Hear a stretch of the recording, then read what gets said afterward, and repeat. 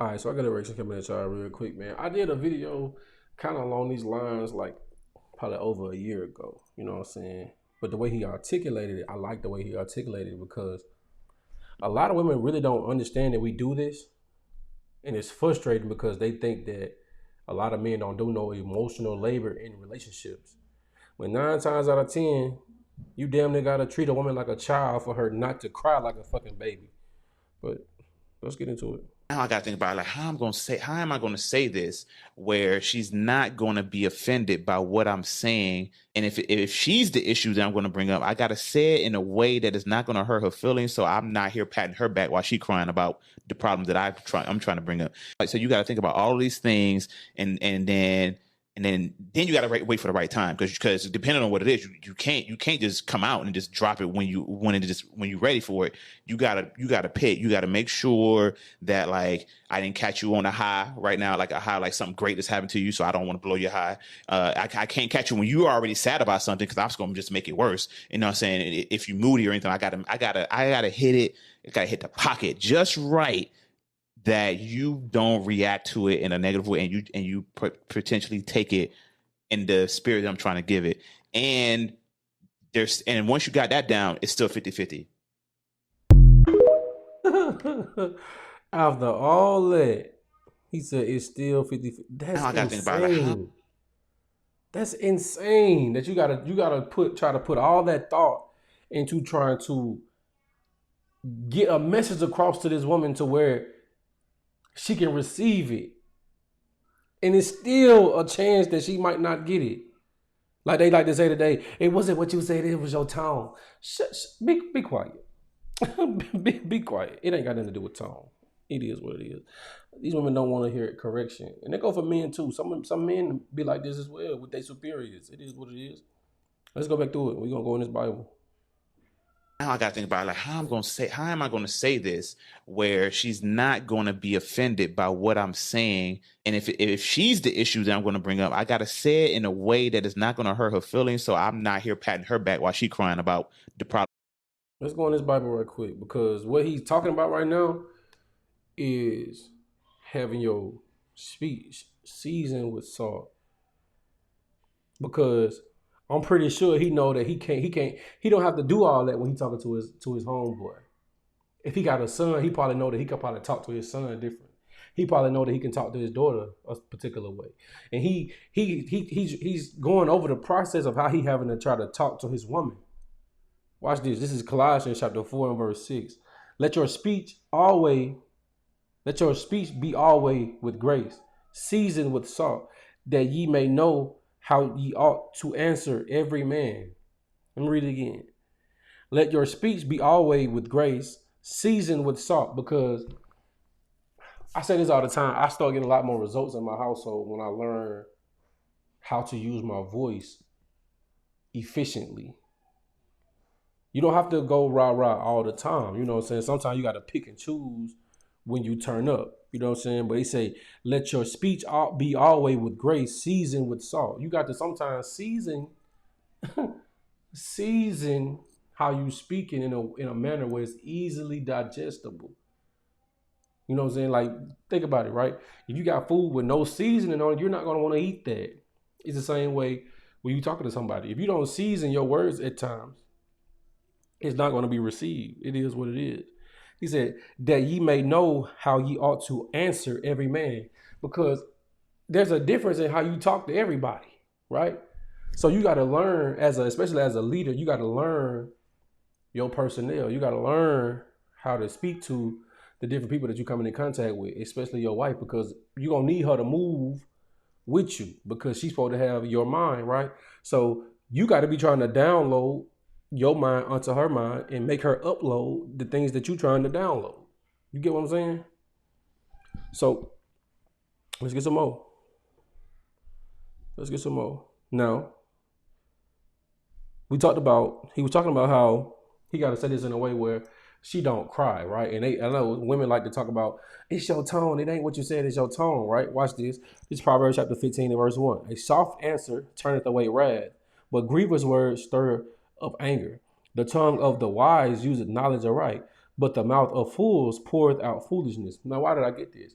Because sometimes you could be very stern and speak a particular way where the only thing they can do is deal with what you said. They can't say that you was being disrespectful in your tone. They can't say that you was being mean. They can't say that you didn't have no tact. You gave it to them in a digestible manner. What only thing they can deal with is what you said and not how you said it. Watch this. A soft answer turneth away wrath, but grievous words stir up anger. Because sometimes the way that you speak to somebody can strike up emotion in them to where they can't hear you no more. Like I say in Job chapter 6, I think it's verse 25. We said, what does forcible words reprove? Nothing. 9 times out of 10, when you start raising your voice and screaming at somebody, they're not listening no more. It is what it is. Verse 2, the tongue of the wise useth knowledge aright, but the mouth of fools poureth out foolishness. Now, why would I read this, right? He said the tongue of the wise useth knowledge aright, because the whole Bible is a book of knowledge. So these different verses and precepts that's teaching you how to speak, you got to use those in your household. You got to use those on your day-to-day to help you try to get the best results out of life. If you need to speak to your wife in a particular manner, you need to do that. You got to correct whatever you got to do without putting your hands on this woman to get her to do what you need her to do. You need to do that. So he said, the tongue of the wise uses knowledge aright. You got to speak sometime in a particular manner. I ain't telling you to kiss her ass. I'm telling you to correct her in whatever way she can digest it. Some women can talk too rough. Some women you got to talk to in a soft manner. Some women, you might have to write that shit down. He said, but the mouth of fools poureth out foolishness. Why? Because some brothers ain't gonna take heed to no correction. Some brothers ain't gonna take heed to no knowledge. And what they gonna do? They gonna be in there screaming, fussing and cussing, and ain't nothing gonna be getting done. So now your wife, they ran up the street, causing problems out in public, then took your kids. Now your kids about to be destroyed. Why? Because you didn't want to take heed and learn and apply that knowledge to your own life. It is what it is, man. Let's get some more. You got to start applying these things to your life, man.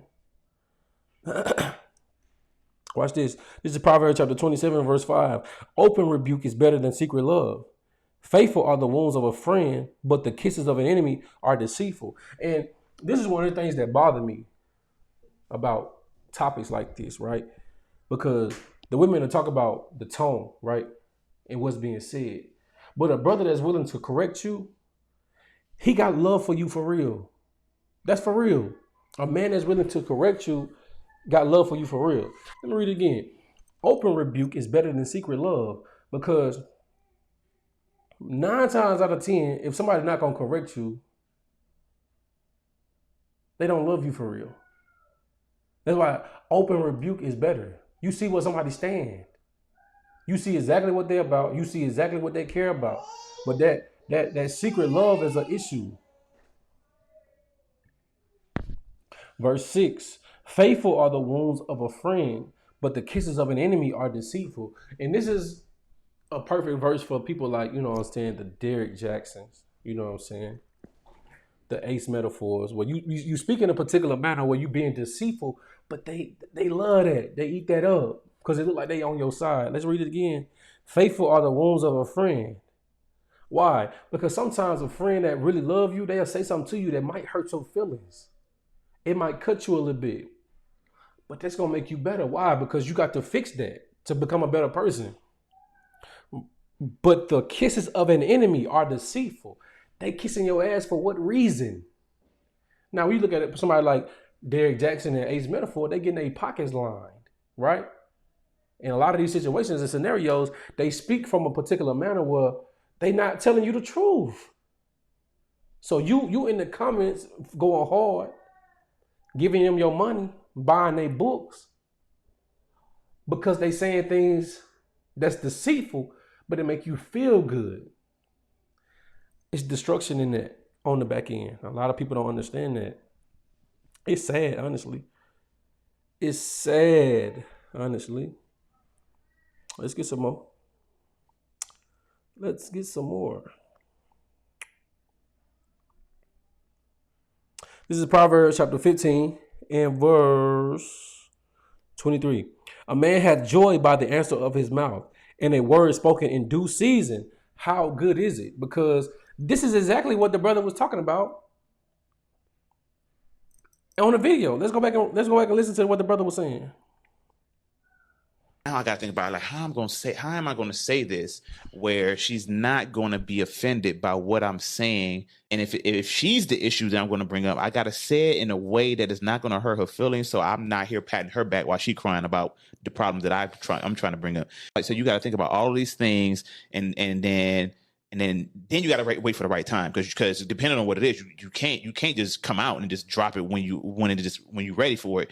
You gotta pick. You gotta make sure that like I didn't catch you on a high right now, like a high, like something great has happened to you. So I don't want to blow your high. Let's go back. Verse 23. A man hath joy by the answer of his mouth, and a word spoken in due season. How good is it? Because you're not gonna be heard if you coming in there. Everything is good. Everything is clicking on all cylinders. And you come in there correcting somebody about some bullshit in the wrong time. Let the moment pass. Let's just say it's like a celebration or something. You know what I'm saying? It's the feast day. You know what I'm saying? Everybody supposed to be happy, give it in a good mood. You know what I'm saying? Praising the Lord, and you come in there talking about some foolishness or talking about something that really could wait. Don't do that, bro. Let's read it again. A man hath joy by the answer of his mouth, and a word spoken in due season. How good is it? That's a beautiful thing because you got to pick and choose. As they say in football and boxing and stuff like that, you got to pick your spots. When you see, especially boxers, right? When they talk about the sweet science, when they pick at them spots and you can really start beating this shit out of these dudes. Because why? It's perfectly timed. You can't defend it when it's perfectly timed. That's why, like I said, when you do that, when you learn that, it's an art to it. When you learn that, she got to deal with what you said and not how you said it, not the attitude or the anger that's coming behind it, but she got to deal with what you said. And 9 times out of 10, when you coming from that angle, when you know that you're doing everything possible to make sure you're doing what's right, we're not finna go back and forth. You finna deal with what I said. You don't want to deal with what I said right now? Okay, we're gonna let it sit. When you can accept what I said, we can have this conversation. But until then, we done with this one. It is what it is. But when you're doing it like that, you can stand with that boldness and be like, we're done with this conversation until you can acknowledge what I just said. It is what it is. It is what it is. But you got to be in that mindset, though, to do that. You got to be in a mindset where you're going to come into it calm. Where you're going to come into it with the right mindset, with the right tone, with some tact, with a little seasoning on it, right? With a little bit of grace on it, right? But if you don't want to do that, you might run your wife off, right? Ecclesiastes chapter 22 and verse 6, a tale out of season is as music in mourning, but stripes and correction of wisdom are never out of time. Let me read it again. A tale out of season is as music in mourning. Now, okay, if somebody died, right? You don't want to hear nobody coming in there playing no damn Tupac or Biggie. You know what I'm saying? So in situations like that, you don't want to hear no music. You know what I'm saying? You in a bad mood. You not happy. Life ain't, you know what I'm saying? You know what I'm saying? Something bad just happened in your life. You don't want to hear that, right? He said, but stripes and correction of wisdom are never out of time. Why? Because you gonna know how to deal in situations like that, right? Especially if you got some wisdom, right? But he said stripes and correction of wisdom. You can't be correcting people about dumb stuff. It got to be about wisdom. Things that can help y'all move in a particular manner that's gonna make y'all click on all cylinders, where y'all both in the same mind, right? Like the Bible say, you and your wife supposed to have the same mind. She supposed to have a wife. You supposed to have a wife after your mind, right? So that's what the correction and stuff supposed to be about. The commandments. about the Bible, not foolishness. He said, but stripes and correction of wisdom are never out of time. It's always a good time to talk about the Bible. Always. You know you got an evil wife when you trying to give her Bible and she get mad. You need to run, my boy. You need to run, my boy. But there's another part in there that I want to deal with. I can't catch you when you're already sad about something because I'm just gonna just make it worse. You know what I'm saying? If you moody or anything, I gotta hit it. It gotta hit the pocket just right that you don't react to it in a negative way and you potentially take it in the spirit that I'm trying to give it. And once you got that down, it's still 50-50. That was the crazy part right there. He said, even after you do all that, it's still 50-50. And I got the perfect verse for it. This is Ezekiel chapter 3 and verse 17. Son of man, I have made thee a watchman unto the house of Israel. Therefore, hear the word at my mouth and give them warning from me. Because that's the whole purpose of you correcting your wife. Because you seeing things that's in her that she's going to end up getting killed for on the back end. That's what that the stripes and correction of wisdom are never out of time. Why? Because you getting corrected so you don't get killed on the back end. That's why it said, and give them warning from me. Verse 18, when I say unto the wicked, thou shalt surely die, and thou givest him not warning, nor speakest to warn the wicked from his wicked way, to save his life. The same wicked man shall die in his iniquity, but his blood shall I require at thine hand. So the Most High telling you, if you don't correct your wife, if you don't correct your brothers and sisters, if you don't correct your people, you got to get punished for that, because he gave you a job to do. Your job is to correct your people, correct your wife, correct your children, right? He said, if you don't do that, their blood he gonna require at your hands. Verse 19, yet if thou warn the wicked, and he turn not from his wickedness, nor from his wicked way, he shall die in his iniquity. But thou hast delivered thy soul.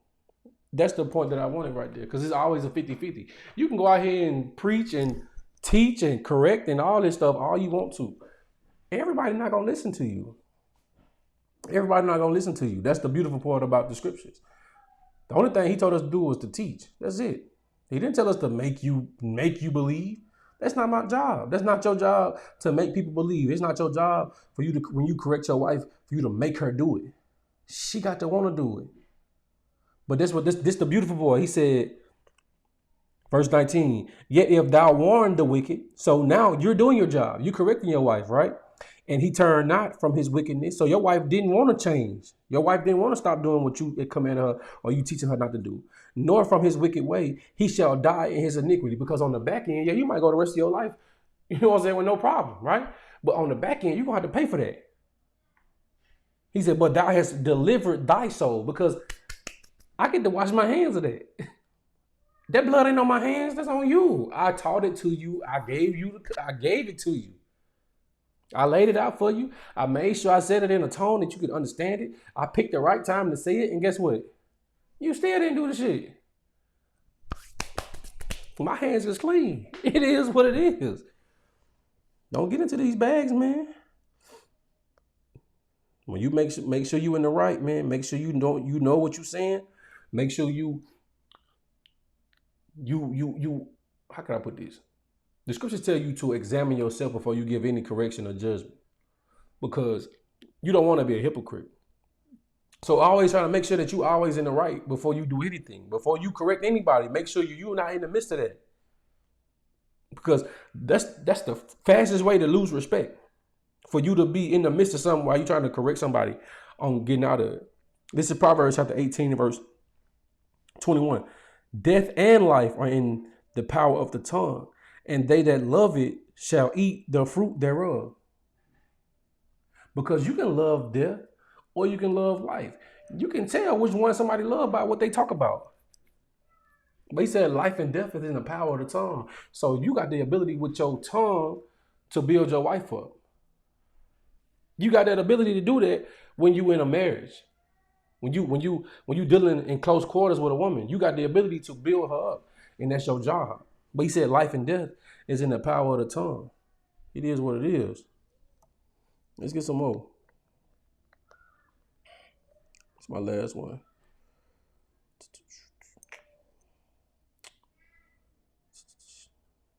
This is not it. I think it's in 32. I gotta work on my.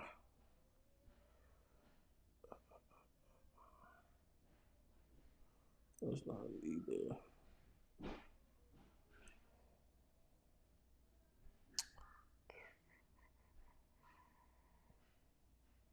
I actually could use this. So this might be, I might have chose this and I didn't think about it like this. This is Ecclesiastes chapter 32 and verse 18. A man of counsel will be considerate, but a strange and proud man is not daunted with fear, even when when of himself he had done without counsel. But the point that I would have chosen is would be a man of counsel will be considerate, because it's frustrating when you correcting somebody or you telling somebody something that they do that is detrimental to the relationship or something like that, and they don't even consider what you're saying. That's frustrating. He said a man of counsel will be considerate, but a strange and proud man is not daunted with fear, because you should be daunted with that fear, because you should be, especially if you're in a relationship or in a marriage, you should want to be pleasing to your spouse. So if you're in a bag where you don't care about what your spouse is talking about, you're not gonna make it. You're not. It is what it is. But y'all let me know what y'all think in the comments, man. I'm out.